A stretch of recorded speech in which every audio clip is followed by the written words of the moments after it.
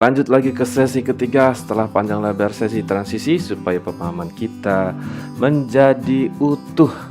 Ya, ini adalah mencoba berbicara tentang apa saja yang berkhasiat. Ya, ini adalah sesi terakhir kita setelah menjalani apa sih contoh tanaman obat keluarga yang mudah kita untuk aplikasikan sebagai dunia kaitannya dalam agromedicines. Ya, yaitu ini ya, kita membawakan beberapa topik ya, cuman nggak semuanya ya yang kita merahin saja. Ada herba sambiloto, temulawak, rimpang kunyit, kencur, jahe, dan lengkuas. Ini dikenal sebagai bumbu dapur, tapi sangat berkhasiat adik-adik. Dan saya telah buktikan sendiri ya ketika saya mengalami COVID-19. Ya, terutama adalah temulawak. Baik, kita akan bahas satu-satu. Jadi tanaman-tanaman ini sebenarnya menghasilkan metabolit sekunder. Dan ternyata metabolit sekunder itu ternyata dia terkadang menghambat pertumbuhan tanaman-tanaman lain atau disebut dengan alelopati. Itulah dalam kuasa sang pencipta kita ya, menciptakan mekanisme seperti itu. Ternyata senyawa itu berhasil. Ya, seperti seolah-olah tidak berguna, tetapi dia bisa menjaga tumbuhan itu sendiri dan ternyata bermanfaat bagi manusia. Ya, itu adalah metabolit sekunder. Kemudian kita ambil contoh dari herba pertama kita, herba sambiloto. Herba sambiloto ini sudah banyak penelitiannya ya, terutama dengan COVID-19 ini. Dia menjadi familiar, kemudian menjadi populer bahwa dia bisa mengobati dengan beberapa senyawa yang diisolasi. Dengan karakteristiknya tanaman berupa herba 1 meter, rasanya sangat pahit. Biasanya yang pahit-pahit ini berkhasiat. Oleh karenanya ketika hidup kita ini pahit, jangan takut ya. Seperti pengalaman pahit itu akan pasti membuahkan hasil yang baik, positif. Tapi ya tergantung kadarnya ya. Karena kita harus bisa menyari dari kepahitan itu. Nah, lokal dalam bahasa Jawa yang dikenal dengan pahitan, asing kelmeh gitu, kelmeh. Jadi ini udah ada juga di luar. Secara empiris sambiloto itu banyak bermanfaat ya. Ini rahasia ya, meskipun ada di YouTube mungkin tidak seluruh orang membacanya. Dengan mudah ya, di sini ada batang dan daun membantu menurunkan kadar gula darah ya. Ini sudah terbukti secara empiris ya. Kemudian herbanya membantu mengurangi peradangan pada sendi. Nah, kemudian batang dan daun merangsang pengeluaran air seni. Untuk mengobati asam urat, herbalis menggunakan sambiloto dicampur herba lain. Ini resepnya ya, silahkan digunakan. Sambiloto tambah tempuyung, temulawak tambah lada. Kemudian daun salam plus akar alang-alang untuk perbaikan kerja ginjal. Ini sudah ada terbukti dan ternyata perusahaan-perusahaan farmasi menggunakan resep ini ya, menggunakan resep ini. Jadi bisa kita gunakan. Padahal zaman dulu nenek moyang kita merebus segenggam daun sambiloto kering ya, kemudian direbus, kemudian diinin, kemudian sakitnya berkurang, terutama dalam menurunkan kadar gula darah ya. Sehingga sambiloto menjadi catatan yang sangat penting. Kenapa tidak digunakan tunggal? Jadi intinya ada sinergisme ya.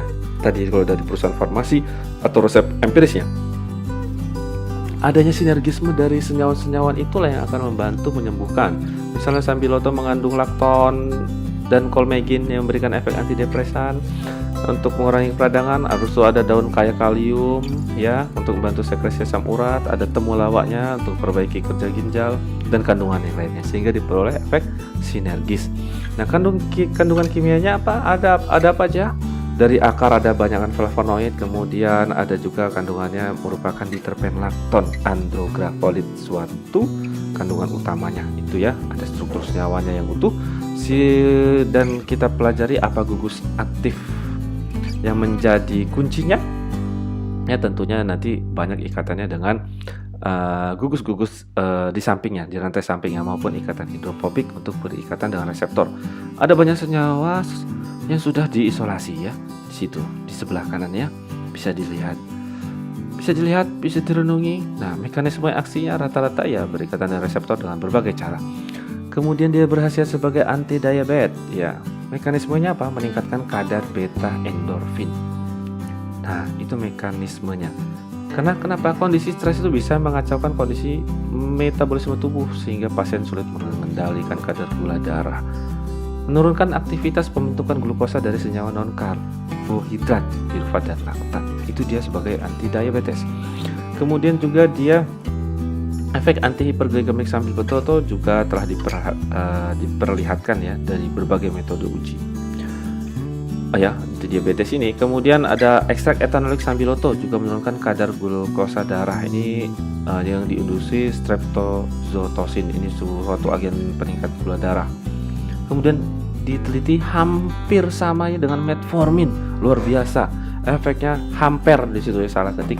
Hampir sama dengan metformin. Berarti ini bukan ecek-ecek nih, ebal ya. Segera makan. Kemudian ekstrak etanolik juga menurunkan kadar trigliserid. Ya, jadi dia bermanfaat juga ketika terjadi kompilasi penyakit atau komplikasi penyakit. Seperti itu ya. Kemudian ekstrak airnya juga mencegah hiperglikemi. Ekstrak airnya sehingga mudah untuk dikonsumsi. Perlu penelitian lebih lanjut. Dia bersifat sebagai hepatoprotektor. Nah, kalau hepar itu udah rusak, mengalami sirosis, mengalami jaringan parut, akhirnya terjadi hepatoselular karsinoma. Adik-adik, ternyata virus corona juga mengarah ke sini ya. Saat itu SGOT, SGPT saya menjadi tinggi sekali sehingga akan sangat memungkinkan lama-kelamaan bisa saja menjadi sirosis, kemudian menjadi karsinoma, tapi untungnya dicegah. Nah, salah satunya adalah menggunakan herbal ya. Saat itu saya tidak mendapatkan sambiloto ya, karena saya menggunakan temulawak. Bisa juga untuk hepatoprotektor. Di sini sambiloto ekstrak metanoliknya sudah diteliti ya. Dia akan berhasil sebagai hepatoprotektor karena dia sebagai untuk meningkatkan produksi senyawa antioksidan endogen ya. Sudah diuji menggunakan induksi tetrakloro ya. Kemudian ada paracetamol yang bersifat hepatotoksit. Dan sudah diuji juga nih praklinik antiinflamasinya pada mencit menggunakan infusa daun. Ya. Kemudian senyawa aktif andrografolida juga terbukti melindungi hati dari 52% zat beracun.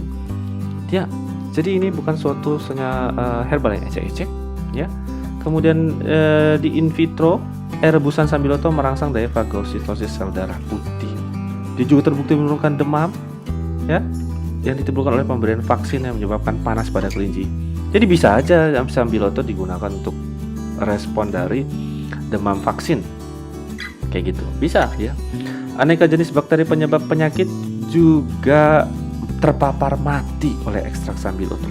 Jadi dia banyak sekali manfaatnya, apalagi dalam ini ya, dalam istilah pandemi sekarang kayak gitu, sangat banyak sekali manfaatnya karena corona menyebabkan infeksi yang sangat meluas terutama di paru-paru, sehingga sambiloto ini bisa ikut membantu penyembuhan, mempercepat penyembuhan dan pencapaian kondisi imunitas yang normal. Dia juga bersifat sebagai anti radang dengan mempengaruhi lipopolisakarida. Nah, di sini dia akan mengaktifkan makrofag ya. Mampu menghambat produksi dari nitrit oksid, intinya sebagai radikal bebas. Ya, kemudian dia bersifat sebagai anti kanker dan imunomodulator. Luar biasa, sudah diteliti secara in vivo yang bisa kita baca di sini. Ya, ekstrak etanolik herba sambiloto diuji pada respon imun spesifik dan non spesifik pada mencit betina dengan dosis tertentu oral setiap hari selama 7 hari. Nah, uji respon imun non spesifiknya dengan dosis 135 mg bersifat imunostimulan kuat tuh dengan indeks fagositiknya tertentu. Kemudian uji imun spesifiknya dapat meningkatkan titer antibodi sebagai respon imun humoral. Ini sudah diteliti dari dulu, tapi baru dilihat mungkin sekarang kayak gitu ya. Dan ternyata banyak bermanfaat untuk kanker, untuk COVID-19 dan untuk lainnya ya. Nah, ini mekanismenya secara utuh mempengaruhi daur sel ya sebagai anti kanker. Udah diuji terhadap sel kanker usus besar secara in vitro ya. Jadi luar biasa hasilnya dari senyawa aktif andrografolida. Ini suatu senyawa tunggal berarti ya. Kemudian imunostimulan ditunjukkan dengan apa? Peningkatan limfosit dan interleukin 2. Dia memproduksi mempertinggi tumor nekrosis faktor alfa sehingga meningkatkan aktivitas sitotoksik limfosit terhadap sel kanker. Ya, itulah keajaiban-keajaiban dari Andragrafolida. Sehingga senyawa aktif dalam daun sambiloto itu bekerja dengan jalan stimulasi produksi antibodi spesifik ya, meningkatkan aktivitas di sini antiproliferasi maksudnya, kemudian meningkatkan fagositosis makrofag, sehingga secara tak langsung mekanisme ini berefek kepada anti kanker ketika dia bekerja sebagai imunostimulan. Dia juga berhasil sebagai untuk ISPA ya, ISPA, infeksi saluran pernapasan akut, dan sudah diuji formulasi kombinasi menggunakan ekstrak sambiloto ya. Di situ pada 95 penderita ISPA termasuk sinusitis dan 90 penerima placebo. Efek ekstrak sambiloto diberikan selama 5 hari dan efektif untuk pengobatan ISPA, menghilangkan simptom inflamasi pada sinusitis. Nah, preparat terstandarnya ekstrak sambiloto 400 mg 3 kali sehari pada penderita ISPA. Sudah diuji coba juga dan menunjukkan semua perbaikan dari simptom-simptom yang ada. Juga berhasil untuk saluran pencernaan. Dosis 1 mg andrografolit itu setara dengan loperamid yang sering digunakan di dunia pelayanan kefarmasian atau pengobatan. Kan ini luar biasa, dan dia juga sering digunakan untuk pada penderita diare karena dia menghambat perkembangan dari E. coli ya. Kelainan jantung dan pembuluh darah. Wow, luas sekali ya. Kalau kita sudah belajar di sesi sebelumnya tentang sirkulasi pembuluh darah, ternyata ini juga herbal ini berhasil sebagai untuk kelainan jantung dan pembuluh darah. Ya, untuk resiko-resiko stenosis atau penyempitan pembuluh darah juga teratasi. Tentunya dengan proses ya, tidak langsung, sehingga dia akan membantu ya. Komponen dalam ekstrak sambiloto diuji terhadap oksida nitrit endotelium ya, kemudian siklik guanosin monofosfat, peroksida lipida, dan SOD. Pada model kelinci percobaan yang memiliki aterosklerosis ya, dengan cara memberikan diet tinggi kolesterol, ternyata sambiloto memiliki efek antioksidan dengan menjaga fungsi endotelia. Ya, jadi dengan adanya uji-uji ini seperti tadi SOD, superoksid dismutase ya, akan diujilah di sini antioksidannya, dan dia terbukti menurunkan peroksida lipid dan pertahankan keseimbangan oksida nitrit. Juga karena beraksi di dalam pembuluh darah, dia menimbulkan efek antihipertensi, dapat merelaksasi otot polos dinding pembuluh darah. Juga berkhasiat sebagai anti malaria karena menyebar ke pembuluh darah dengan penghambatan multiplikasi plasmodium. Nah, kandungan kimianya ya hampir sama ya, diterpenlakton, andrografolida, berefek pada kardioprotektif sebagai antioksidan.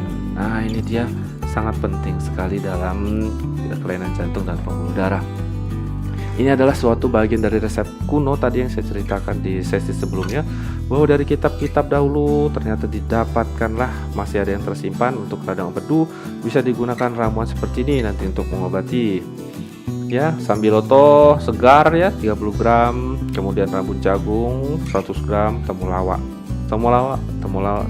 itu sering digunakan untuk basicnya. Dengan proses seperti ini kita minum, insya Allah sembuh, baca doa. Kemudian untuk mengobati adanya cairan pada paru-paru ya. Nah, ini ya, terkadang pneumonia atau infeksi paru, ini bisa digunakan resep ini. Resep herbal ini ya. Kemudian paduan-paduan ini diperhatikan dosisnya, ini biasanya sudah menjadi suatu kitab. Belum ada ramuan herbal dalam farmakopenya, tapi ini sudah terbukti ya.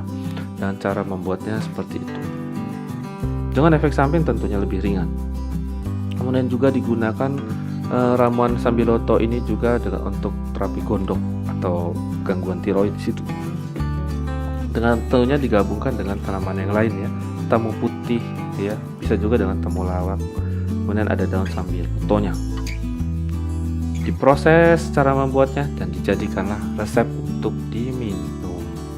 Pantangan ya, selalu diperhatikan pantangan selama menjalani pengobatan. Ikan daging lemak pedas ya, ini yang terkadang merusak ya, lemak, terutama lemak pedas ya. Tapi dalam penyembuhan lemak itu dibutuhkan lagi nanti dalam pemulihan ya, pemulihan tenaga. Untuk ada pengobatan skabies ya, atau penyakit-penyakit kulit lainnya, ini ada goodies juga, bisa digunakan daun sambiloto ya. Tetapi ini memang tidak dibenarkan pemberian ramuan ini untuk balita, jadi sudah pernah diteliti ya. Dengan hati-hati membuatnya, kupas rimpang ya, kita kayak tukang jamu lagi, tapi ini adalah suatu resep sehingga bisa dikembangkan. Nah, untuk keamanannya sendiri gimana? Kandungan senyawa aktif sambiloto terbukti aman. Udah diuji nih toksisitas akutnya dengan lethal dose 50 sebesar 27,5 gram per kilogram berat badan. Uji toksisitas lainnya, ekstrak kering sambiloto sampai 100 mg per kilogram selama 60 hari tidak memberikan efek toksik pada organ reproduksi. Tapi pada terotogenitas, gangguan fertilitas belum diketahui ya. Uji toksisitas akutnya, ekstrak standar sambiloto pemberian 5000 mg per kilogram berat badan tidak memberikan efek toksik selama 14 hari, jadi cenderung aman. Kemudian efek yang tidak diinginkan pada dosis besar, rasa tidak enak pada pencernaan dan kehilangan nafsu makan. Nah, biasanya dalam dosis besar, makanya kita itu yang dianuin adalah dosis-dosis terapi ya, seperti itu. Tentunya ada interaksi obat ya dengan dosisnya, seperti kita belajar di dalam farmakokinetika dengan berbagai macam prosesnya. Adanya pelambatan eliminasi teofilin ketika konsumsi bersama dengan sambiloto, sehingga akan meningkatkan efek toksik dari teofilin di dalam tubuh, sehingga harus diperhatikan jangan sering digabung dengan teofilin. Nah, obat-obat yang dapat dimetabolisme dengan chip melalui proses dari lever yaitu kafein dan teofilin ya. Ini adalah pengetahuan lain.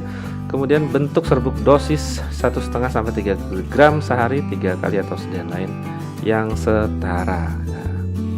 Nah, ini adalah penelitian tentang sambiloto dalam hubungan dengan SARS-CoV-2. Ya, jadi sudah diteliti di dalam suatu Journal of Biomolecular Structure and Dynamics. Dan ini cukup update tahun 2020 ya.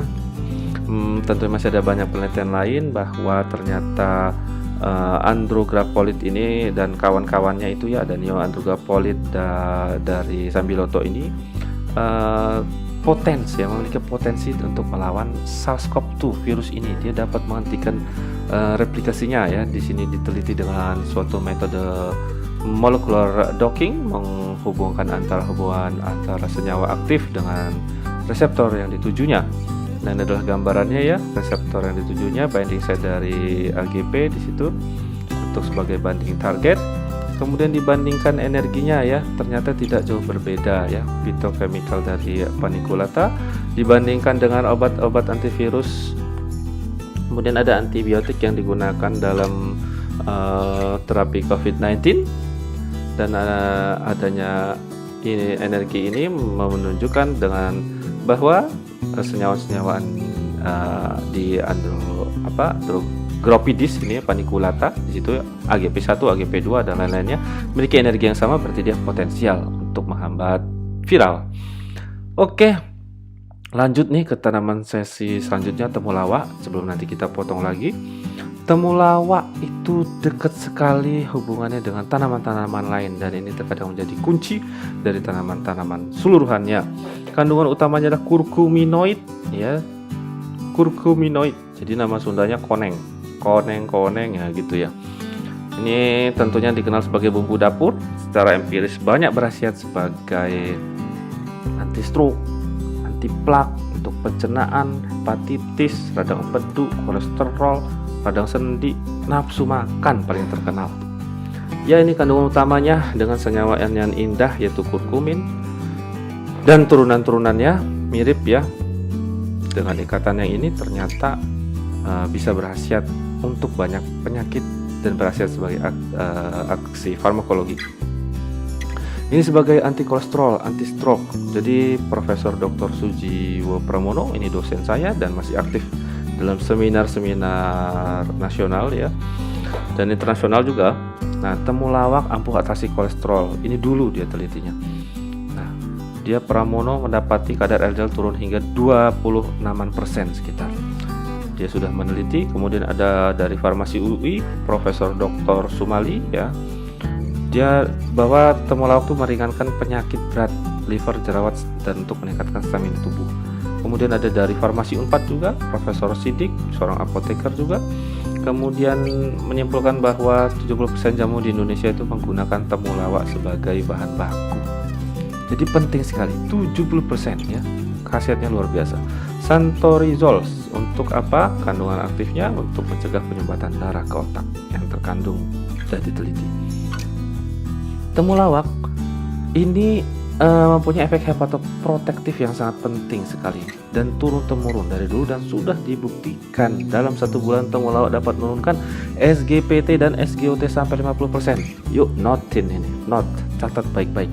Saya menggunakan temulawak ini dan memperbaiki SGPT, SGOT saya tidak sampai 1 bulan, lebih cepat lagi, dan itu sudah diuji lab ya, untuk pengalaman pribadi setelah mengalami corona. Sehingga rimpang temulawak ini sudah tidak diragukan lagi untuk mengobati hepatoprotektif.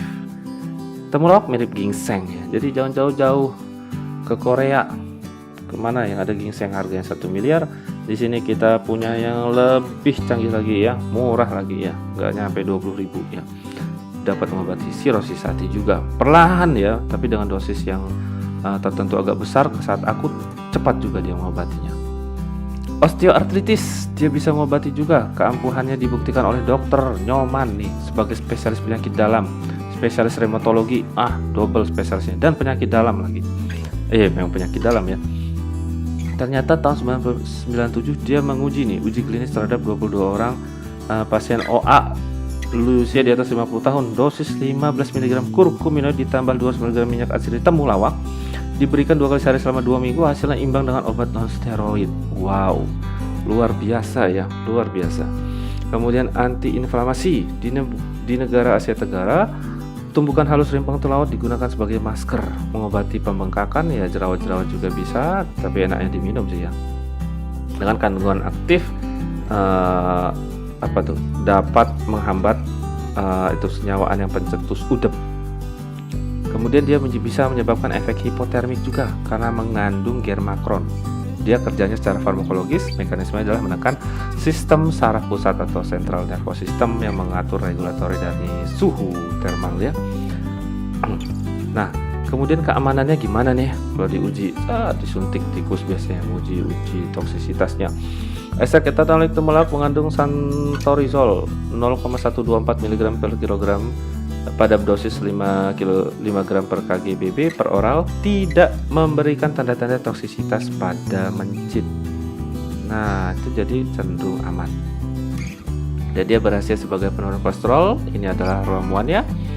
Campuran-campurannya di blender, diminum. Ya, ini jelas diminum. Kemudian untuk menjaga lever dan menjaga stamina juga ada campurannya, temulawak. Kemudian tambah kurkuma santoriza, dikupas, iris tipis, rebus dalam gelas, angkat, saring, minum setiap hari ya. Gimana bertahun-tahun ya, untuk penelitian untuk dia dikonsumsi setiap hari bertahun-tahun itu belum ada ya efek keamanannya, tapi cenderung aman sih, saya sudah membuktikan juga, tapi tidak bisa dijadikan patokan. Baik, sebelum masuk ke dalam Curcuma domestica rhizoma, marilah kita sudahi dulu sesi itu supaya tidak terlalu banyak. Terima kasih.